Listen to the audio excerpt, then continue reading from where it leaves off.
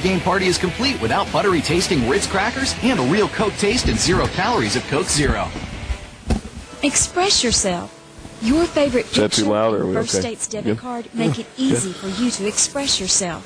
Download your favorite photo of the kids, the family, the new Who's home, in the station? just about Robert anything. Leahy. It's easy. You know Mr. and Robert it's Leahy? really yours. And it's Got only Jumpin' at Joe First State LaFaro Bank. behind the microphone, Customize Robert. your debit card at one of our. How you doing, Jumpin' Joe? How you doing, sir? I'm doing pretty good, like I usually am. That's good. I'm glad to hear it. He's holding the fort down. What I do, that and read my books. What'd you have for supper, Robert? I have not had supper yet. I haven't eaten since I had a little bit of hearth earlier this morning. A little bit of heart. A little bit of hearth. Yeah. Did you catch any of those hot homemade rolls? No, they don't throw them there, do they? I wish. I wish more restaurants would throw rolls. That would just be a fun dinner time game. It would help you burn calories while you're eating. That's true. If you stand up and eat, you burn more calories than if you sit and eat. I've never heard that. Yeah. I believe that. So we could start a restaurant with no chairs. There's an idea. No chairs and no liquids. You have to eat. We'll call it Stand and Deliver. There you go. What a name. Nice gimmick. Deliciousness that has the power to please the whole family. It's time for a snappy tomato pizza, made the way you like it. Enjoy their buffet twice daily, or be a couch tomato and call for delivery. Call 588-SNAP. Snappy Tomato Pizza, University Shopping Plaza in Martin. We're back at Snappy Tomato Pizza with Skyhawk Talk. Jumpin' Joe LaFaro joins us, Director of Sports Information. How about this peanut gallery here? It's pretty awesome, man. The Briggins family and the Graysons over there. Ray Parker's in the house tonight. Frank and the gang at Snappy Tomato Pizza. This is the way it's done. This is legit, yeah. This is big time. Joe, I also want to compliment you truly as a sports information guy. No, earlier this morning on the flagship station WCMT on the morning program, we were converting the 5K into miles, and you immediately texted me and knew how many miles a 5K was, and I jokingly on the air said, Joe, when did you run a 5K? And Mr. Paul Tinkle got on to me for that. I'll fess up, Chris. As you know, I have 3 younger brothers. Right. The youngest one's the athlete. Okay. The other 3 of us are short and fat and out of shape. Well, the 2 middle ones, Mike and Nick, decided that they were going to get in shape, and they started running and doing all this. So every year at Thanksgiving, they run in the Turkey Bowl Trot in Springfield, Missouri. Yeah. Which is a 5K. Right. So I say to my brother Nick, who's shorter and heavier than me, Nick, make sure you're okay. Make sure the doctor goes with you. He said, boy, I got this. So he told me it was 3.2. Okay. So I'm proud of him. That's impressive. That's very I won't be running anytime soon. Well, maybe next year. You and I can walk. They got an event going on campus, or actually it's going to start at Sideline, that they're doing a 5K this weekend, a zombie run, and the money will go to Pat Summit Foundation. Yeah, I'm tied up this weekend. Yeah, I can't do that. I'm tied up, too, and that's actually what we're going to talk about right now. A big week of festivities with homecoming, as always, and 2 big events going on prior to the football game on Saturday, the unveiling of the statues and then the Hall of Fame letter winners breakfast. Well, actually 3 big events before the football game. Okay. Let's start at 8 o'clock with the Hall of Fame and the letter winners breakfast. Okay. It's the 29th annual Hall of Fame induction. We're going to put 4 people in, 4 great athletes, former athletes. Larry Washington, who played football here for George McIntyre. Tom Ride, who was one of the greatest tennis players ever come out of UT Martin. Nicole Davis. I don't know how many people remember Nicole, but she was a force in the circle as a pitcher on the softball team. Yeah, not too long ago. Played 2005, right. I guess, was her last 2005, and she was also a great hitter. And then everybody remembers Tisa Fields. Absolutely. Yeah. And we're going to put those 4 in on Saturday morning at 8. Special location, the concourse of the Kathleen and Tom Elam Center. And then we'll get out of there by 10. We'll go to the front door of the Elam Center and unveil the statues. In case people don't know, they're invited. It's an open event. The statues will resemble Pat Head Summit, Betty Giles, Nadine Guerin. Mm-hmm. And, yes, Pat will be here. No, Pat will not be available for everybody to come up and talk to. Mm-hmm. That's just the way it is. I'm sorry, but she'll be here and come to celebrate the likenesses of those 3 great individuals. And Miss Betty will be here. Pat will be here. and we can remember Nadine. Absolutely. And then at 11 o'clock, if you haven't had enough, we're going to play volleyball. Oh, that's right. The volleyball game is Saturday at 11, Austin P, right? I believe it's Austin P. Mm-hmm. And it is a big day, again, with the Hall of Fame breakfast starting volleyball in Austin P. That's in the field house, which is just right. That's right. You don't have to walk far, park your car, and spend the morning over there by the field house in the Elam Center. You can go to Quad City, then move across to the football stadium. Spend the whole day with us. And then football, Eastern Illinois at 2 o'clock. We'll visit with Coach Jason Simpson a little bit later on that. Joe, I know you are really involved when it comes to the Hall of Fame event, and it's more than just one day a year. It's a year-long process, really. Well, for my office, it's a whole year, actually. We start the nomination process in the summertime. We make it a formal announcement that in the campus scene, the alumni magazine, it comes out right before Christmas or right during the Christmas holidays, and we ask for nominations. And we take nominations all the way till the end of April. And then the committee gets together and decides, and by the middle of May, we know who's going to go in the next year. And you would be surprised. The nomination list is full. Mm-hmm. There's some great athletes there. There are some great athletes that haven't been nominated. And one of the requirements is you have to wait at least 5 years. Okay. So on the horizon is Don Chapman. Mm-hmm.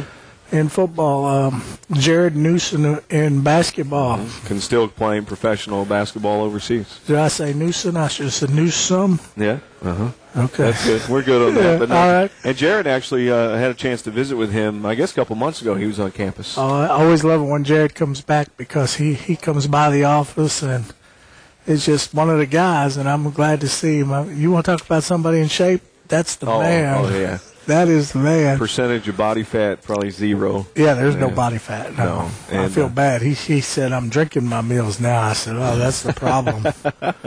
But he has continued, for those of you who hadn't followed. Actually, there are a lot of guys who played basketball for UT Martin that are continuing their career overseas. I think that a lot of people had speculated Lester Hudson would start out the season with an NBA team. He's actually going back to China and going to start the season again. Lester's over there. Mm-hmm. Just call their names. Lester, Jared. Mm-hmm. Gerald Robinson, that's correct, who's been very active lately over there. Ben Zor, that came back and finished his schoolwork, and I think he's going back. Is Cleve Woodfork still? Cleve's overseas. Has been over there, so it's been fun. And former Skyhawk Jair Peralta, I think even though he's got to be my age now. I don't know about that. But no, Jair's continuing to play too. But no, it's the Hall of Fame. If you've never been to the Hall of Fame induction ceremony, it's very special in that someone who is close to the person being inducted will speak, and then that person speaks. And, Joe, I've had a chance to serve as master of ceremonies for that event, I guess for probably 10 or 11 years now. And the greatest thing about it to me is the stories you hear, and particularly the inductees when they talk about when they were at UT Martin. And there's always something that comes out of that you really don't expect. Oh, absolutely. And that's one of the things I'm looking forward to because you've done such a great job in years past. And I can remember when you took it upon yourself to put Coach Pickard's wife in the Hall of Fame. In my Hall of Fame. In the Chris Brinkley Hall of Fame. And I thought that was awesome. Yeah. And I remember vividly a story told about Nick Dunnigan. I won't go into details, but that was pretty awesome. Wow, you do. So it's a great event. If folks are listening, come on out to that event, and you'll get to meet a lot of Skyhawk greats. As Joe said, Nicole Davis, who played softball under the direction of Donley Canary, all OVC tournament member in 2004, ranks in the top 10 in most all-career offensive statistics categories, including game played, bats, hits, doubles, RBIs, total bases, slugging percentage, walks, extra base hits, home runs, victories, games started, ERA, winning percentage, strikeouts, saves, and appearances. She's all over the list. Yeah, and you see why she's going in the Hall of Fame now. Yeah. It reminds me a little bit of whenever you look at the women's basketball, you see Tara Tansel's name in almost every statistical category. I think even block shots, and I wanted to say, Tara, how did you block all those shots during your career? Well, get ready because that is going to change, I promise. That changed last year with two sophomores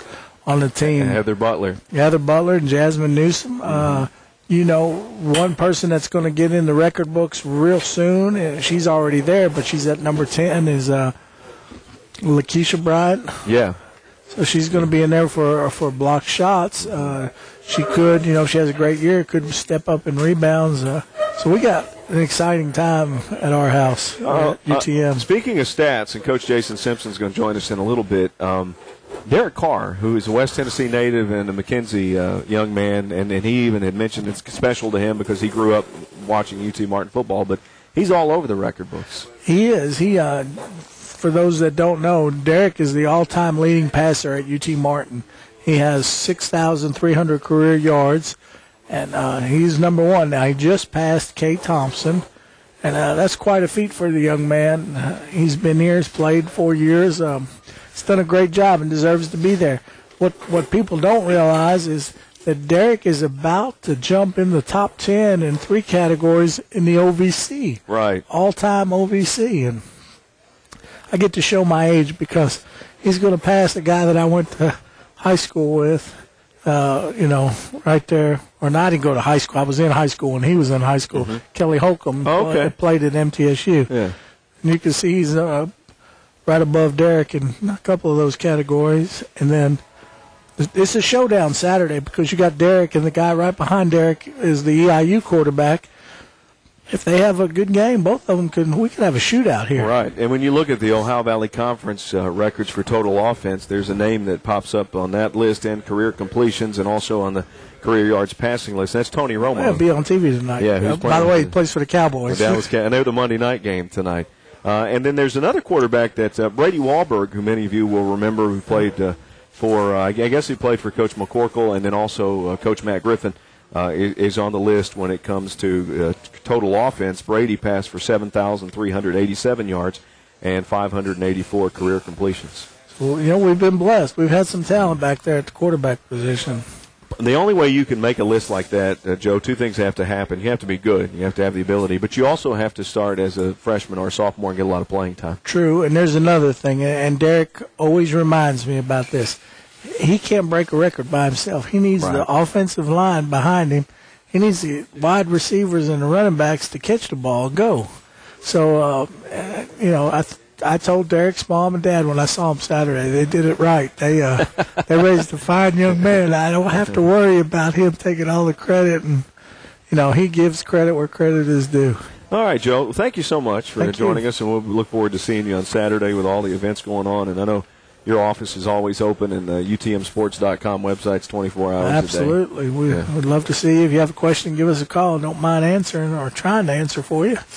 But, and on the Hall of Fame nominations, anyone can nominate a person. Yeah, right? Anyone can nominate. I'd ask that you limit your nominations to somebody that's been out of school for 5 years, and to somebody that has made all OVC or all GSC or even all Mid-South Conference, somebody that has some accolades with some substance.